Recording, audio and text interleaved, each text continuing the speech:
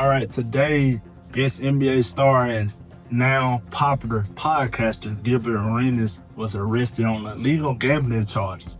He allegedly hosted high-stakes poker games at his mansion in California. I don't know why I said mansion like that. But today we're going to look at two videos discussing the facts. We're going to go to the law to talk about exactly what he was charged with and what the prosecutors had to prove. And what does he have to defend in court to get beat this charge? And lastly, I'll give my conclusions, what I think, for what we know now. Let's get straight into it. All right, so now we on my PC, and let's look at some of these facts. Let's look at a couple of these news highlights, see what we can find out. Probably can't find out too much right now, but let's see what we can. Former NBA star Gilbert Arenas has been charged with allegedly running a high-end illegal gambling business out of a Los Angeles mansion where high-stakes poker games are played. Now, Arenas and a half dozen others are scheduled to be arraigned on several charges in Los Angeles, and ABC News' Alex Stone has more for us. Alex?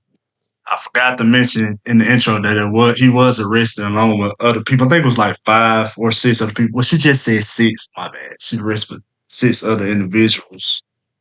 Kana, yeah, Gilbert Arenas is a big name, former NBA star, played on the Warriors, Wizards, the Magic, a number of different teams. And these charges coming as a surprise. He's been in the news recently because his son, who is a star USC recruit, was in a Tesla truck crash and was injured in that. So their name has been around. Gilbert Arenas does a number of podcasts and other things now. So he's quite well known even after his NBA time. But what federal prosecutors are alleging is that he has been running this high-level illegal poker operation out of a home in the Encino area of LA, and not just having a couple of buddies come by and play poker, but that this was a very well-planned out, well-organized operation with 5 other co-conspirators involved in this, including a member of an Israeli transnational crime group, according to federal prosecutors. But they say that Israeli transnational crime group. That's a mouthful. This was something where they had hired women who would help out in the operation and give what they call companionship to those who were playing in the game, that they had armed security guards, that they had chefs that were hired for all of these, and that a lot of money was involved. They had security guards to make sure the wrong people weren't getting into all of this. They had a rake, a fee, the house charges. So they say that. I'm crazy. I'm watching this whole video. I forgot to maximize it. This was well organized. All were arrested today. A number of agencies involved. Arenas was arrested today as well, facing charges that, if convicted, everybody involved could get 5 years in federal prison. Kana? Wow. So now we know what he's saying. They could get up to 5 years in federal prison. So this is one of my things. Like, off the top of the head, they said it was a well-organized event. How much does it cost to organize a legal poker game? I guess you can't do that because technically casinos has to be on water or owned by like a tribal person. But it's just like, man, you allegedly invested all that money to organize this game. How much more would it cost to just make it legal? And it may have cost millions and millions of dollars more, which why he did it like he did it. And he may have been doing this a long time and just finally got caught. So let's look at another video, see what we find out some more facts. But it's so early in the process that I'm worried I might not be able to find too many more facts. Now in one breaking news, former NBA star Gilbert Arenas arrested and facing federal charges, accusing him of running an illegal gambling ring out of his San Fernando Valley home. Good afternoon. This is the KTLA 5 News at 1. I'm Glenn Walker. And I'm Lou Parker. Arenas is expected to make his first appearance in a federal courtroom this afternoon. KTLA 5's Jennifer McGraw live now outside that courtroom in downtown LA with more on this breaking story. Jennifer. Yeah, Glenn and Lou, this is big news, especially for sports fans who adore him. Take a look. This happened back allegedly in 2021 to 2022 that he was allegedly working this illegal poker game. He and 5 others have been indicted, alleging that the suspects operated an illegal gambling business. Now, this illegal gambling business went and spanned over for about a year. Gilbert Arenas, known as Agent Zero, well known for his career with the Wizards and current podcast, he and 5 others have been indicted for allegedly that the suspects operated the illegal gambling business. You gotta say the word allegedly. Allegedly. In which high-stakes poker games were played at an Encino mansion Arenas owned. He is charged with 1 count of conspiracy to operate an illegal gambling business. Okay, we got 1 count of conspiracy to operate an illegal gambling business, right? 1 count of operating an illegal gambling business, and 1 count 1 count of operating a legal gambling business. of making false statements to federal investigators. During 1 count of making false statements to federal investigators. this time, investigators say Arenas rented out an Encino mansion he owned for the purposes of hosting that high-stakes poker. At Arenas' direction, Arthur Katz, 51, of West Hollywood, He rented it to someone else. staged the mansion to host the games and collected rent from the co-conspirators on Arenas' behalf. Here's a look at all the defendants listed on the indictment. It is alleged that the defendants... Okay, so now we got a good look at the defendants on the indictment. Okay. They all got... Do you think most of these names seem foreign? Some of them do.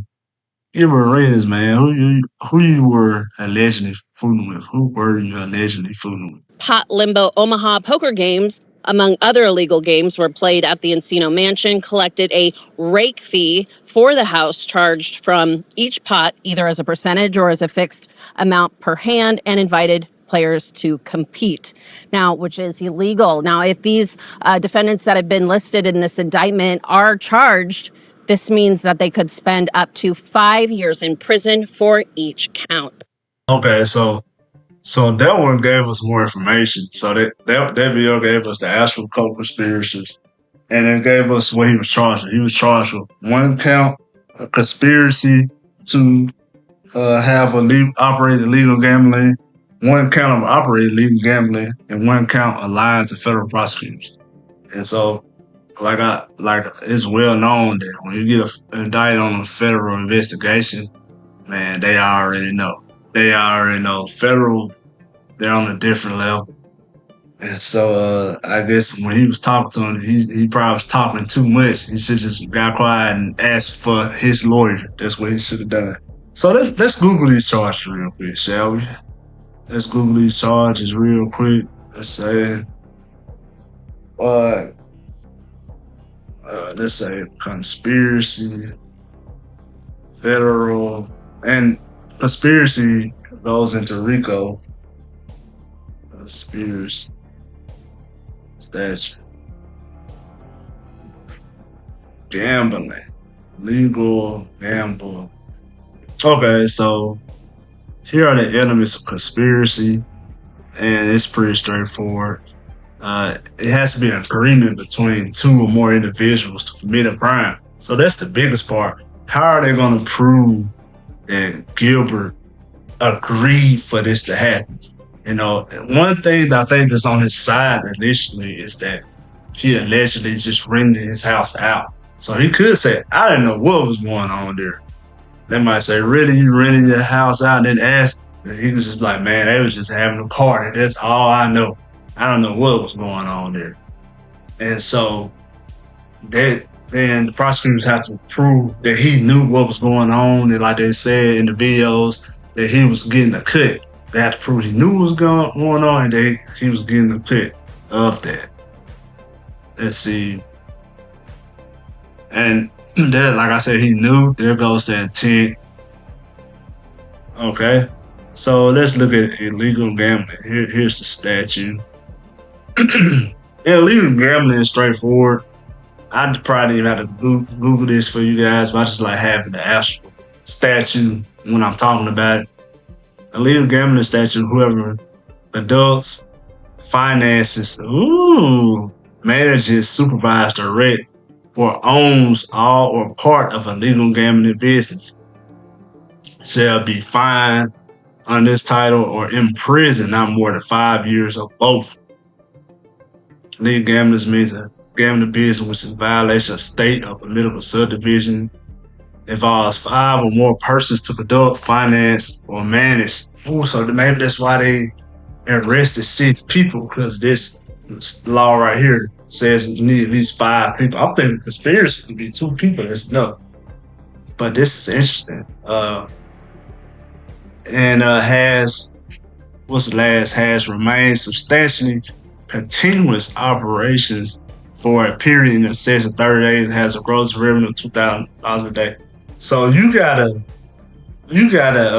operate this business for at least 30 days or make more than $2,000 revenue a day. So I guess they put that in there so somebody's just betting on some poker in their house, their friends, you're not getting in trouble. You're not committing a federal crime for just gambling with you and your buddies, $200. So that's pretty interesting right there. I just got some more parts of this statute, but we're not going to get too deep in it since this is just our initial look at the statute. Let's see what this, it's some more subsections of this. It defines some of the words and terms. Raffles, sometimes a lot of YouTubers get in trouble for raffles sometimes. So just in short, sound like these people gonna have to prove his intent, co-conspirator with these other guys, and also that he made over a certain amount, he profited over a certain amount. They gotta prove all of that. So they're gonna need witnesses to testify that. They're gonna need bank statements. They're gonna need receipts. They're gonna need all of this to prove that. Let's look up lying. One count of making false statements to federal investigators. Let's look at this. Making a false statement to federal investigators, serious crime, yada, yada, yada. So they got to prove that he knew he lied. Basically, they just got to catch him in a lie. I'm trying to see how much it get. They said to 5 years. So here's some defenses. The defense could argue that the statement was not made knowingly or willfully, not intended to deceive. I could see the main thing would be not an attempt to deceive. Like, I didn't say that to deceive you. That's just what I knew at the time. So this is going to be tough. This is going to be real tough to beat. Because how do you prove that you didn't know something at the time when you said it? It's going to be a real tough one. I can see him beating the co-conspiracy charges and the operating gambling charges quicker than beating the false statement of federal investigators, because they probably indicted him based on the lie he said. Then I'm wondering one of the biggest lies he said was that he didn't know anything about this. So this is interesting. This is interesting. So we're gonna leave it right there. Just to sum this up, I think that I think that he gotta. I think it's not. I'm not gonna say it's gonna be a slam dunk case for prosecutors. I think it's probably like 50-50. I think he probably gonna end up with a plea deal. I don't know if he want to go to trial or something like this. Charges are serious. He's looking at jail time, but it's not a Diddy situation. It's not, a Young Thug situation. This is just illegal gambling. And so the masses get 5 each charge. If I was his lawyer, I think I would say what he did today would plead not guilty. But plead not guilty. Then you might could work out a really good deal, because I just don't see the people he working with probably testifying that he knew. It would probably be people attending the party. They probably testify that he knew about what was going on. Everybody knew this was Gilbert's party. But I think one of the saving graces is that he rented it out to somebody else. So how are they going to prove that he knew exactly what was going on? His best defense of when he stick to, like, I just thought it was a party. I didn't know any of the other stuff going on. But they got him for lying to a police officer. So somebody else, or some kind of way they caught him, and maybe through bank statements, maybe tripped him up. I wonder who are the witnesses going to be in this case. So we're going to keep a look at it. I wish the best for Gilbert and his family. I wish the best for any victims in this situation. But I think it's a case that he could push for a lot of discovery, and he might get a really good deal out of it. That's just me, what I know now. It's more facts and witnesses will come out, and it'll be like just totally slam dunk for the prosecution. On the flip side, more facts and witnesses couldn't come out, and they don't have too much of nothing, and he just gets a great deal, or either go to trial and get it dismissed at trial. So we're going to keep a lookout for this one. Thank y'all for checking in. Thank y'all for watching. And I see y'all next one.